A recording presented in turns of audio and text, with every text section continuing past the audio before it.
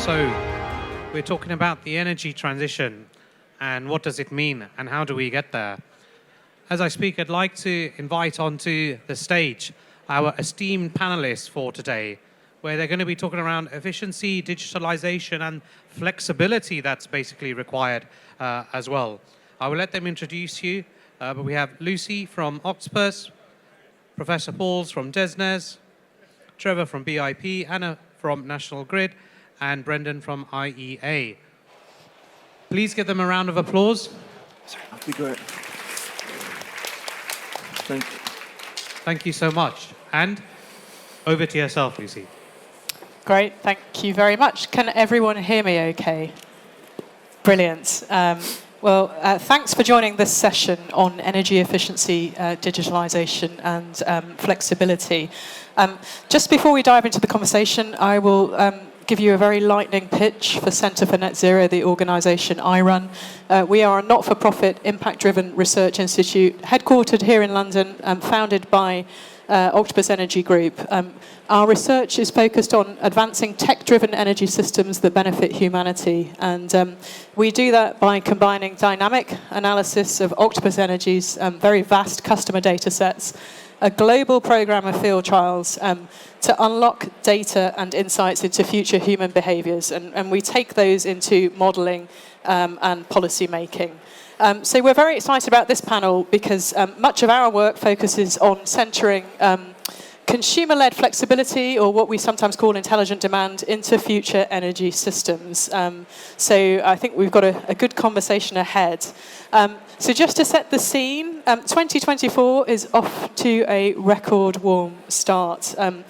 This year is shaping up to either match or surpass 2023 as the hottest year on record. Global temperatures over the past 3 months have been at around 1.6 degrees Celsius above pre-industrial levels, following the peak of the current El Nino event at the start of the year. So more extreme climates and a growing global population is pushing up demand. And as we electrify the way that we heat, cool, and transport ourselves, it's critical that energy systems adapt to the changing needs of consumers. The good news is there is a very profound and rapid transformation underway, driven by technology, and there is an increasing global abundance of clean and cheap energy. But if we are to harness this abundance of renewable power effectively, it's really important that our energy systems are efficient, they are flexible, and they are underpinned by smart technologies. So I'm very pleased to be joined by this esteemed panel from across the energy sector. And I'm going to start by just reflecting on the current state of play. So, and I'll start with you, Brendan. Could you maybe just paint a picture of how well we are really doing with regards to the themes of this panel? How does our progress compare to where we need to be? And if you like, perhaps, how does the UK compare to Europe, the US, and other international markets? Excellent. So I think I'll just introduce the International Energy Agency to people here who may not know what we do first. So we're just celebrating 50 years just recently. And in that time, our remit has moved on considerably. Initially, we were formed to look at energy security by trying to secure reserves of oil so that the member countries could have that security of economic progression. But since those initial foundations of the agency, we've now moved forward. Our mandate is expanded into energy security in a wider brief. And we're also looking at the sustainability and the affordability of energy. And so when we look at the sustainability element of it, back in 2021, our executive director, Fatih Birol, asked us to say, we've been talking about net zero transitions for a while at the agency. What does that actually mean? So we were tasked with trying to identify where we're heading right now and the challenges that are going to need to be made to get to that point, to transition to net zero. So the challenge to us was to say, well, is net zero actually achievable can we do this, and how can we provide advice to governments to make them have more informed decisions? So with this, we built one of these scenarios that we have. We've got 3 scenarios that we work at the agency, which helps us inform our decisions. So we've got the stated policies scenarios. So we look at the policies of every government on earth that they've implemented to say, with all of these policies in place, this is the way we're going. We have a second scenario, which is the announced pledges, which is the governments come out of COP or at G7, and they say, we're going to do this, and we commit to do this, and we would like to achieve these goals. So we model that. But we also then model the net zero scenario to show, well, with all of these considerations put into place, where do we actually need to go? And where we are right now, whilst there has been considerable progress, we can see that renewables are deploying at a rapid scale. Each year we're hitting new records. Last year, the amount of solar that was deployed in a single year was bigger than all of the solar up to date. So we're making, on a global basis, huge progress. However, there is room yet to move. But from where we are right now, I think I've heard today and yesterday at multiple panels and on the main stage, the word pivotal being used in quite a few times. But I really think we are at a pivotal space. Back in the end of last year, up in Dubai, we saw governments come together and form a consensus for this agreement, which is the UAE consensus.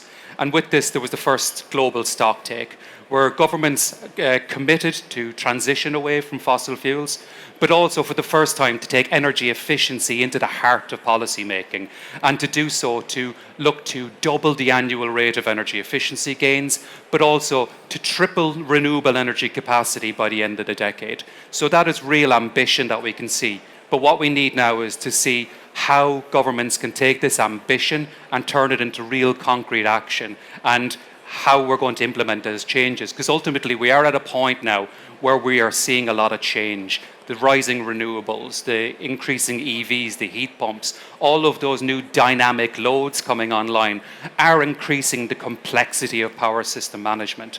And it's with these illustrious colleagues then around the panel today who are going to have to implement those changes to make sure that, as we are trying to do, we can guarantee energy security, energy sustainability, and ultimately energy affordability. Because if no one can afford to pay for this electricity, then we're not doing our work well. So, as I said, ambition is raised, there is room to go, but we need to move fast.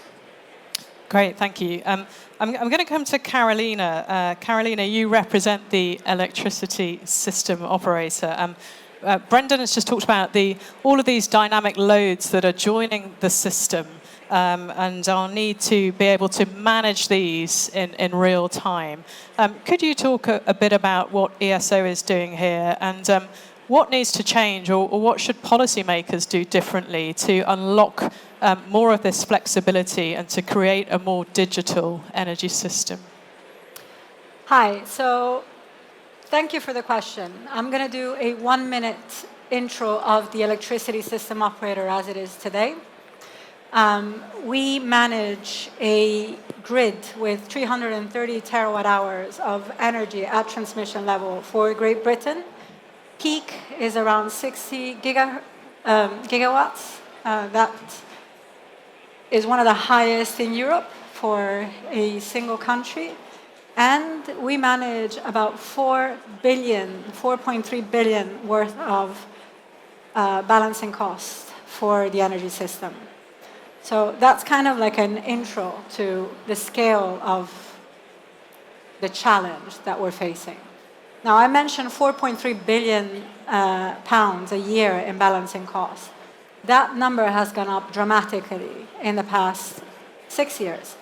I joined National Grid in 2016, actually the day before Brexit, from the Italian transmission system operator Terna.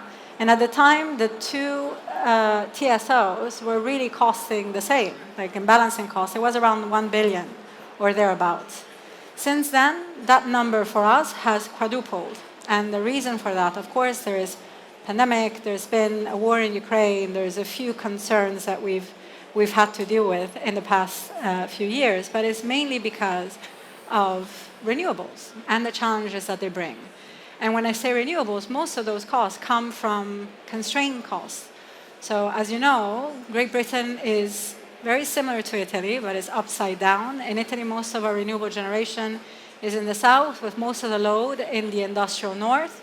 And in Great Britain is most of the renewable generation, namely wind, comes from this north, so Scotland area, and then most of the actual demand and load is in the south. So it's an upside down kind of situation. Similar to Italy, you have a transmission system that was built around the way the system was years ago, which is most of our big load was concentrated around that demand. So you'll notice that most of our nuclear fleet is around the south or around the Manchester area, because that's where the industrial loads were. That transmission system is not exactly fit for purpose for what the future is looking at, which is renewable is where renewable is. And we need to be able to leverage new resources and new tools in order to manage all of this. So what can be done? I'm going to use an Obama reference to this, which is all of the above, everything. So at National Grid, in my day job as head of innovation, we're looking at everything from demand response to leveraging AI to see if we can create more marginal savings from using and utilizing existing infrastructure better, to different services, market services, to trying to encourage new technologies to come into play. Batteries, so it's hard technologies, but also seeing whether we can utilize existing resources in a better way. So we're designing, for example, a reactive power market. Can we pay for reactive power to balance the grid? Can we pay for voltage control to support and stabilize the grid? Can we look at different ways to measure stability? Is it the way that we're doing it today the right way? So I could go on for hours on this. I'm not going to, because that's really our portfolio. But when you're asking me what can policymakers, what can be done?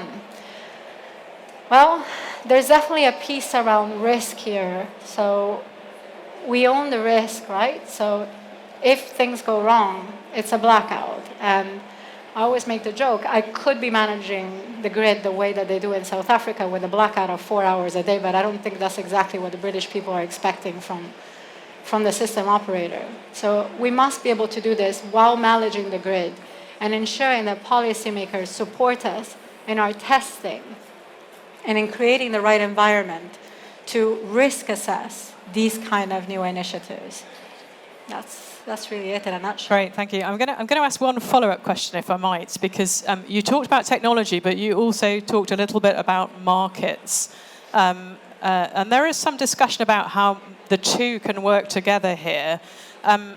In particular, a discussion around having different prices, so not just having a single national price for electricity, for instance, but perhaps doing more to expose varying price signals to consumers, so to reflect when energy is clean and cheap and abundant, and the times when it is more carbon intensive and clean energy is less abundant. Do you think we should be doing more to expose those price signals? There's always more that can be done, right? We were discussing earlier the expectation on the national energy system operator, which is what we're becoming in a month when we move from National Grid under Treasury. The expectation is to accelerate that transition to net zero. And there's so much responsibility now, and there's so much expectation on NISA and what can be done. Our position in this has always been, it's not just us. There is zero chance of NISO being able to do this in a vacuum. It's about taking everyone with us. And that means having the right markets, but it also means educating people. So you've come into London, I don't know if you live here, you've taken a train, but if you've taken a train, you're very well aware of why some trains cost more than others, what is peak time for taking a train, what is not. I heard that there's hundreds of different types of transport for London, customization for people and how they can take, how they transport themselves, how old they are, where they live and whatnot. But when it comes to energy, a lot of that is missing. People don't understand why they're paying more at certain hours, why they're paying more in general, what it means to have system costs and whatnot. So there's definitely a piece here around the fact that people need to be more conscious of their own footprint, because it's changing, right? The world is changing. And if we want to decarbonize, that's something that needs to happen all together. We all need to be pushing in the same direction. So my answer, Lucy, is absolutely yes. Technology is the answer, but it can only happen if there is a clear sensibilization, I guess is the word I want to say, and education of the wider public and system. Okay, thank you. In a moment, I'm going to come to Trevor to just maybe develop that point on consumer public engagement. But just before I do, I'm going to come to Paul just to talk about the UK in an international context. Now, we've done some modelling at Centre for Net Zero where we foresaw that demand flexibility could shift as much as 17 gigawatts or 30% out of peak demand load by 2030. So we could potentially set a target around this. An ambitious but maybe a realistic target might be to shift, say, 25% of flexible peak demand by 2030.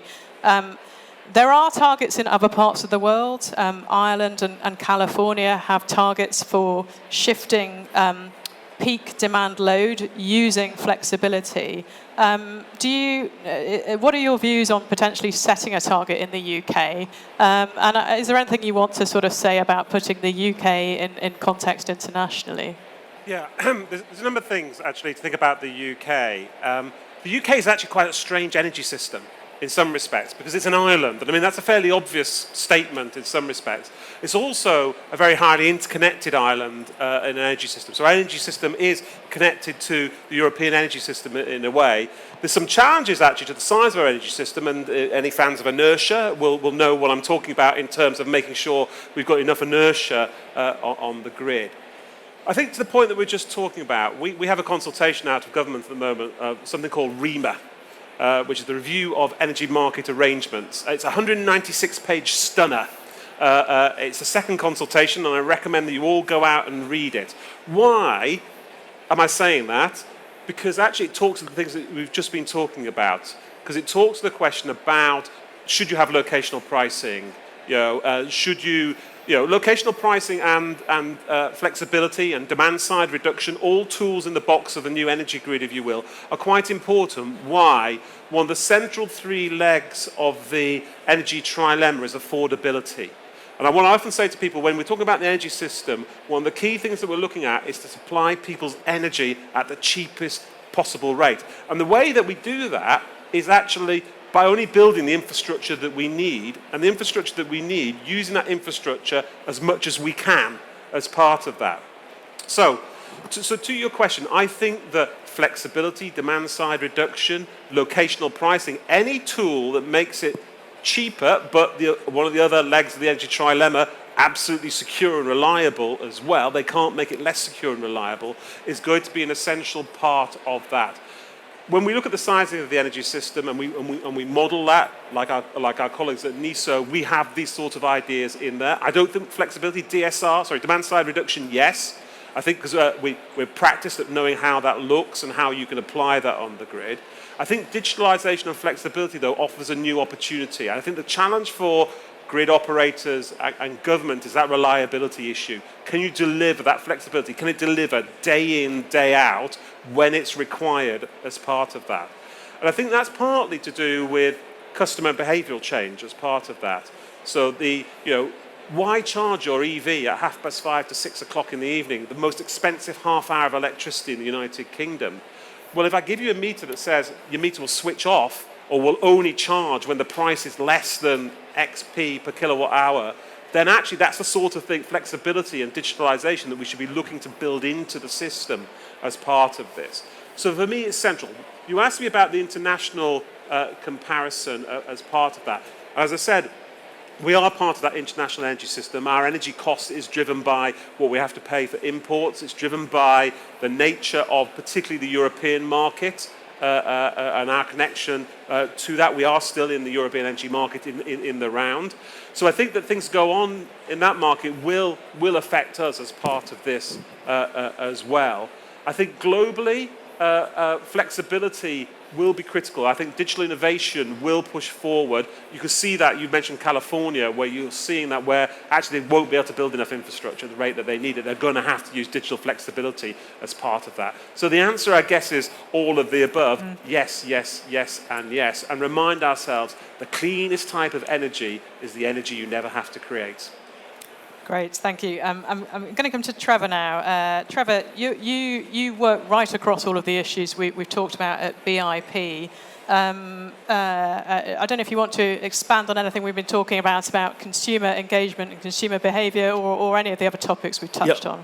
No, thank you very much. So I, as you say, work for BIP, which is an international consulting group, and we work a lot with the energy sector in a number of countries around the world, and come across these challenges. But the particular challenge I think you want me to talk about is the consumer. And I think actually when you look at the progress that the UK and indeed other countries have made to decarbonise their electricity system, and reduce their carbon emissions. Here in the UK, we're approaching half of our electricity generated from clean sources, over 50% reduction in our carbon emissions. All of that just about has been delivered without expecting much of the consumer, because the energy coming through the wires into their home is the same energy for them, whether it's from renewables or from fossil fuels. As we go the last mile, or the second half of this journey, I think we're going to have to see the consumer do more. They're going to have to agree to install a heat pump. They're going to have to decide that they want to go down the EV route. They're going to have to decide that they want their data to be used so they can be automated onto time of use tariffs. They're going to have a smart meter, solar, and all the rest of it. And in particular, to the point around the cheapest energy is the energy you don't use, we have failed in the UK to deliver anything at the scale necessary on home energy retrofit. From a economical point of view, if you generally insulate your home, the cost of doing so can be paid back within 3 years. But actually the consumer hasn't responded to those price signals and does need a much better, more innovative, and potentially with some regulatory levers there to actually incentivize them to do that. I think the commercial sector need to come up with more innovative and easy business models that enable the consumer to do this easily, to have the trust that what they are promised is going to be installed delivers the savings that they want. So, and this issue has been around for a long, long time. I started my early career working on the Green Deal. Those of us who are old enough to remember that was a real big push, but it didn't take off because we got a number of things wrong. We need to learn from that. And as I say, we're not going to get to net zero without bringing the consumer with us. Great, thank you. In a second, I'm going to come on to AI. But just before I do, thank you to Nadal and Anonymous for your 2 questions. There is a Slido, so please do submit questions. I think you can use that QR code because there will be some time at the end for us to take audience questions. But moving on to AI, the potential of AI to accelerate the decarbonisation of energy systems is potentially very large. But are the panelists, are you concerned about AI's growing energy use? Do you think this will be a help or a hindrance to the system? Or actually, do you just think the entire topic is merely an unhelpful distraction right now? I know there has been a lot of very recent coverage around data centres in particular. So I'm going to come to Brendan to speak to this first. It's a very interesting question, and it's certainly topical. In the last year, I don't think anyone in this room could have not heard of AI, ChatGPT, machine learning. I lead the analysis at the International Agency by studying data center energy demand on a globalized basis. And there is a huge amount of attention on this at the moment, but I think it's number one, my job to just make sure that everyone is fully informed about this. But the reality is that currently, the total electricity demand on a global basis for data centers has been floating between 1 and 1.5% of global electricity demand for the last decade. In that period of time, we've seen that total internet traffic has increased 25-fold. The data center workload has increased 10-fold, and they've just in an absolute terms doubled electricity consumption. So those are huge energy efficiency gains year on year. Now, there has been some conversation in recent times about can these efficiencies last on a physical basis? And I think what we're probably going to see is that AI could be increasing demand, but it's a very slow base at the moment. Some estimates are up to a quarter of data center demand goes to AI. If that doubles, it's still a small amount. But what we are seeing from the agency's perspective is very localized issues. So we're in Europe, the data centers are congregated in certain cities: Frankfurt, London, Amsterdam, Paris, and Dublin. And in those areas, we are seeing local grid constraints and challenges with companies waiting to get connections to the grid, potentially renewables now being pushed down the line. But the electricity demand itself is not the issue at this stage, but it could be if it is left go without the policymakers and the regulators and the grid operators paying that full attention to it. Because what we're seeing, not just in the data centers, but in other areas in renewables, is misaligned planning timelines. It can take 15 years to build a transmission piece of grid, 10 years for a distribution line, data centers in 2 years, an EV charger in less than 12 months. So we're seeing this huge demand for new connections and new load, but the inability to kind of react quickly to that. But looking at AI, I think ultimately it is going to be necessary to manage the complexities of these systems. If we just remove from the word of AI and actually what we're thinking as advanced analytics, it's the ability to manage multiple million points of data in close to real time. With the systems that we have in place currently, this just isn't physically achievable. But ultimately, this is where we're going to need to go. And Laura Sands is talking about the hundreds of millions of actions and assets connected to the grid. We're going to need to be able to have better visibility, better controllability, and better predictability of how all these assets are integrated. Because ultimately, that's going to be necessary for us to achieve this energy security going forward. Okay, thank you. You talked about challenges for the grid operator. Helpfully, we have the representative of the grid operator on the end of the panel. So, Carolina, do you agree with Brendan's comments? Is there anything you want to add? So, I'm not going to challenge AI from a demand perspective and what's going to increase or not. There's bigger fish in that sense, for sure. You mentioned EVs. That's definitely one of the bigger factors in demand increase. But I do want to pick up on AI and the potential for it. I am a huge supporter of deploying AI in grid operations. I'm not an expert. I got the experts in the room from ESO, NISO, if you want to know exactly what we're doing. But everywhere that we've been exploring AI applications in ESO, we've seen incredible value being unlocked.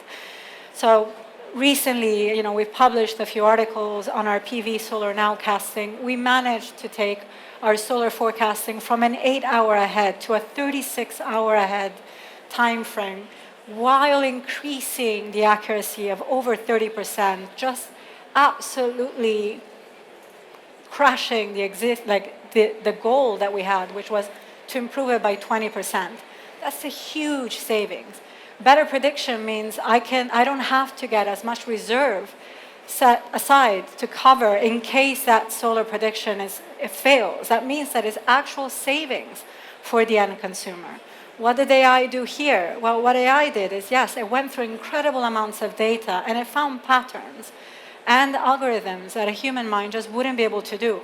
And that's the great value that you have with AI, is the potential to unlock that time for the existing power systems engineers to be able to think about doing other stuff. We've worked with, Center for Net Zero. I'm just going to give that to you. Hopefully, I'm going to get nicer questions going forward on algorithms and how we can analyze consumer demand more effectively. By analyzing consumer demand more effectively and building what is a utility function of how demand works, I have the potential to build better services and price them properly, to know exactly when I should be able to leverage what kind of demand across the nation.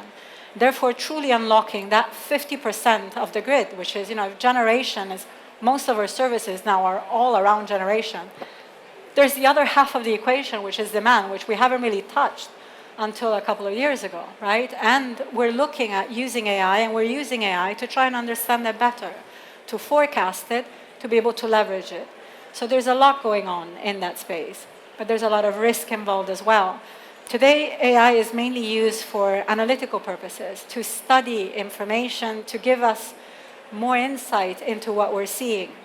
To really unlock the power in AI is to start using AIs for decision making. So to actually drive decisions. It seems straightforward, but it really isn't. The way that risk is treated today is it's got to be someone's fault. It can be a software's fault, right? You've seen this. Most of you are familiar with the self-driving cars and why you cannot really have them without having your hands on the wheel, because you got to take the blame if something goes wrong. It cannot be someone sitting in a California desk that wrote the algorithm to take that blame. So there's definitely a piece here that involves government and policy to try and understand how we can treat that risk. How can we assure that AI tool so that we can accelerate the pickup for the rest of the nation in this space? Great, thank you. Trevor, do you want to just quickly, you're looking at me. Let me just throw in a couple of thoughts. I'm old enough to remember when blockchain was going to solve all the problems in the energy industry.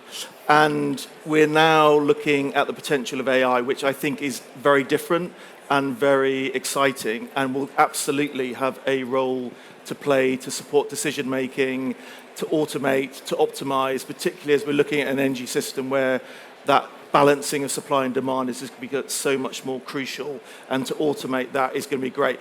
But I'd also caution that if people are going to sit on their hands and say, well, actually AI is going to solve all the problems, then we're going to be waiting a long time.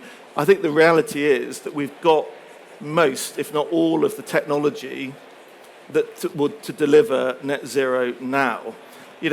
Stuffing homes full of insulation doesn't require AI. It requires some real practical technologies that have been around for generations that aren't sexy, but we need to do it. So I think a huge potential of AI. I'm absolutely supportive of that, and it's something that BIP specialises in supporting its clients, but it is not the sole answer, and nor is related technologies the only answer. We've got to do some heavy lifting, particularly in my view, on the regulatory and policy space. Thank you. So a range of views on AI across the panel. Just to round off this section on AI, I'm going to go to Paul and ask you the million-dollar question. What can the UK do to be at the forefront of the AI revolution in energy? Oh, that's a really good question. So I agree with absolutely the panel of everything. We've done research in the Department of Energy Security and Net Zero, and we have a program called ADVICE, which is AIDVICE. Do look it up on the web. And what we've done there is look at the question of where AI can make the most difference in the energy system. So I think it's that. So please go away and look at that. It's run by the Turing Institute, the Energy Systems Catapult, and the Digital Systems Catapult as well. And it's a really good information source, and they've scanned all the possible applications of AI in order to do that. So to your question, I'll try and answer your question directly, which is quite unusual. What does the UK have to do to be at the forefront of this? It's got to get its R&D base aligned. It's got to make sure it's got the infrastructure in terms of the large exascale compute in the AI sort of things in order to do that. And there's been investment in the Isambard system in Bristol, and there's more investment coming down the line for the AI compute at scale that you need. You've also then got to get the regulation right, and I think the regulation is a really interesting sort of question. Big debate going on at the moment about whether you regulated the vertical or the horizontal, to use the lingo. Much debate internationally and nationally in the EU about that. I think probably the vertical in the end makes the right route, because I think the difficulty of doing the horizontal is it's easy to work your way around the horizontal, but that right regulatory environment is a real enabler. We also know in the AI piece that standards is key. those who set the standards get the economic advantage. So I think the standards piece is another area in the AI world where we should be looking, and we've got the AI Standards Institute that was set up by the government with the forefront of that. The second AI conference is going on at the moment in Seoul in Korea, which is getting that kind of international playing field and making sure that that international playing field is right. So your answer, therefore, is simply making sure we've got the R&D aligned with the infrastructure, with the regulation, the standards, but we've got the users and the people pulling out the cases where this makes sense to apply it. Lovely, thank you. So I'm going to move on now to energy data and sharing. A thank you to Dakshesh, I hope I've pronounced your name correctly, who has asked, why isn't the sharing of energy data as seamless as open banking data?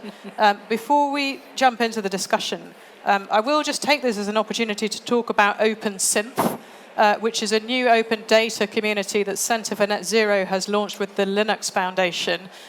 This is designed to democratize access to synthetic smart meter data. We will be sharing some of our own synthetic smart meter data through OpenSynth. It will also contain important metadata such as property type, EPC rating, and low carbon technology ownership. We have pursued this initiative because we are very well aware that the sharing of real energy data, not synthetic data that shares the same statistical properties, is very tricky. So I have a couple of questions, really. Well, I'd perhaps love to start actually on synthetic data and where panelists see the greatest opportunities to leverage synthetic data in the energy system or in your particular organization's work, perhaps. I'll maybe start with Carolina. Okay, so first to address the question, we're working on it. There is a consultation from Ofgem coming up in a couple of weeks looking at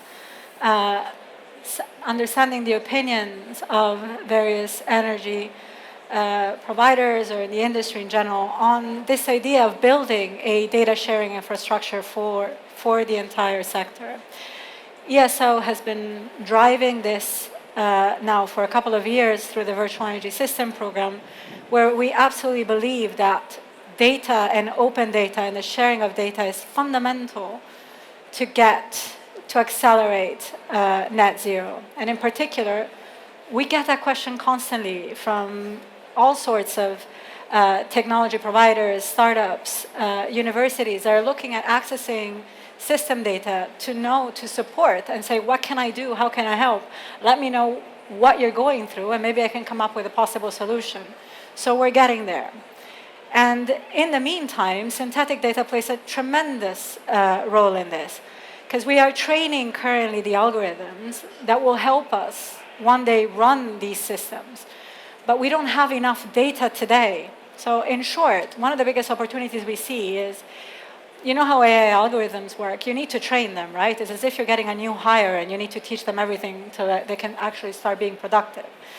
The problem is that the data that we have currently in our systems, the data that we've saved, is data that is no longer representative of the system we're in and the system that we're going to become. So we've got 30 years worth of data of a system that has maybe 10% renewables, that is run by CCGTs, where you have coal plants in some instances, and you have demand that behaves in a very stable, your typical like M shape that hasn't changed since like the 1900s kind of thing. That's not the system we're dealing with today. The system we're dealing with today is a system that has a duck shape when there is sunshine, rarely, in London, but still, it's a different system. It's a system that has a huge influx of wind power coming in from the north. It's a system where demand starts behaving flexibly and differently. So we don't have that data. And then how can you train the algorithms, the AI algorithms of the future, if you don't have the data from the future to train them? In comes synthetic data. Synthetic data can help us understand what we can expect. We can have enough information to try and predict what the future system will look like and generate the data that can help us. You know, I come from an aerospace industry. We say wind tunnel, create almost like a wind tunnel environment where we can train those algorithms and systems. that's definitely one of the biggest applications that we see for us today. Thank you very much. By the way, I mentioned our Open Synth initiative at Centre for Net Zero. Just to say that the data set that we will share through the Linux Foundation, we think that's actually the first nationally representative synthetic smart meter data set that will be available globally under a permissive open license, so for either research or commercial purposes, and including the metadata that I described as well. So please do check that out. Paul, is there anything you would like to add to this? We have seen for a little while now use of synthetic data in financial services, in healthcare, in other industries. Why are we not seeing more use in energy? I mean, I guess we're still getting to grips with smart meter data in some senses. I mean, Carlinda made the point that we need to understand the future, and that's why we need synthetic data. We're actually struggling to deal with the now, never mind the future in some respects. So we've got 65% of households in the UK have smart meters. We're funding through our Net Zero Innovation Programme out of the department a number of things like the UCL Living Lab to really get to a grip of understanding that sort of real data. Because I think the challenge of synthetic data in some sense is the parameter space that you're dealing with. So you've got to use the data of today to understand the data of tomorrow.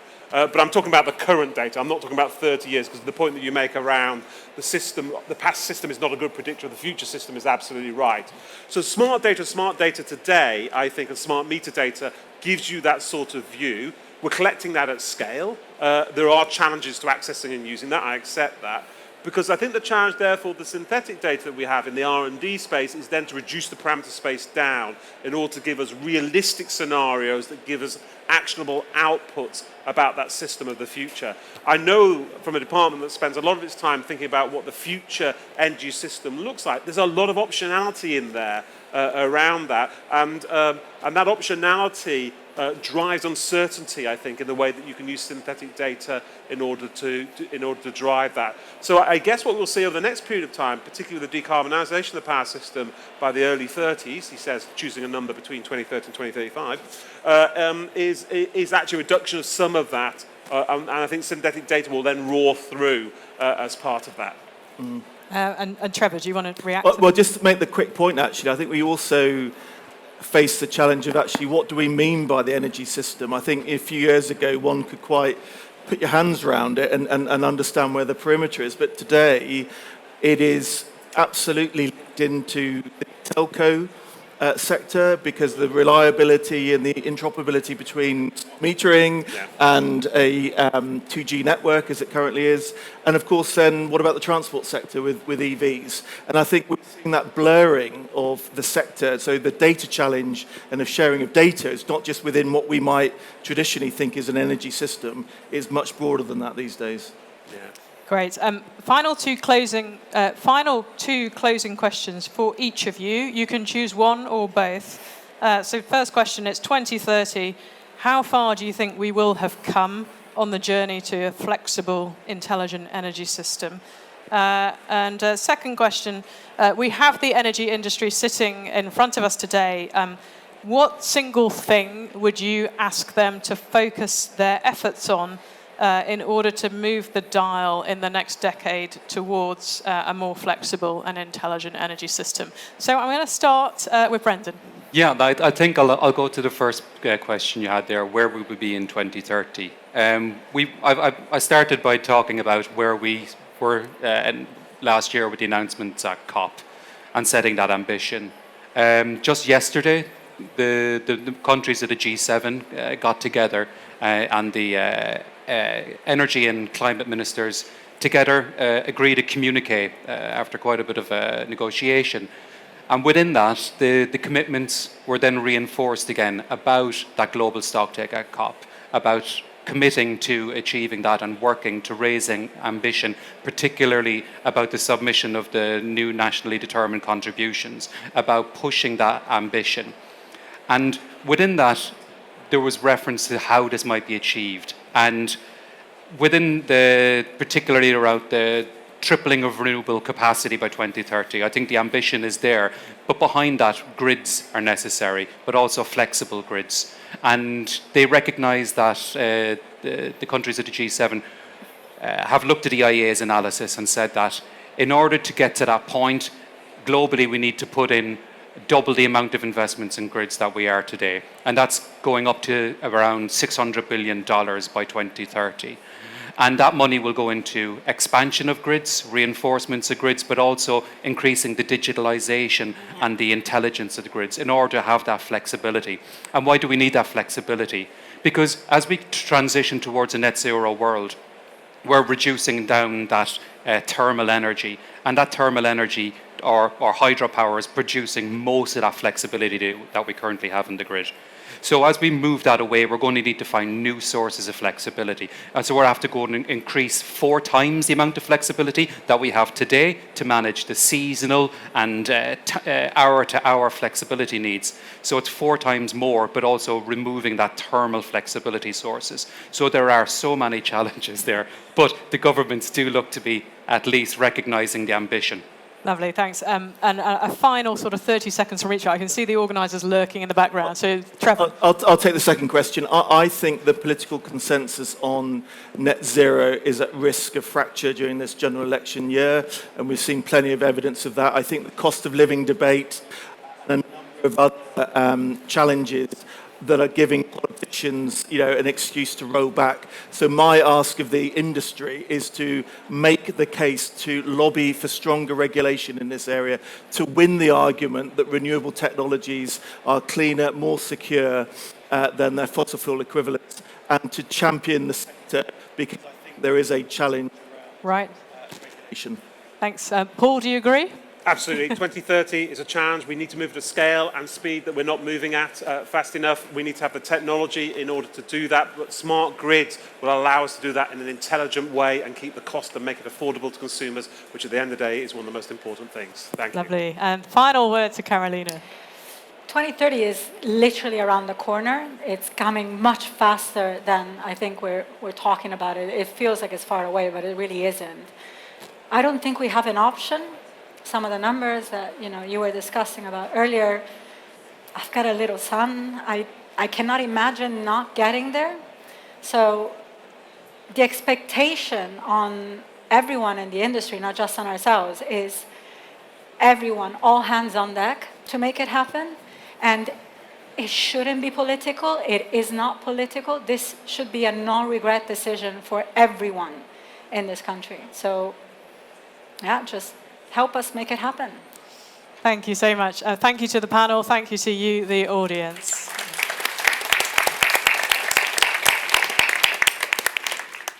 And on that very emotional note as well, thank you so much to the panel. Please give them a round of applause again as they walk off.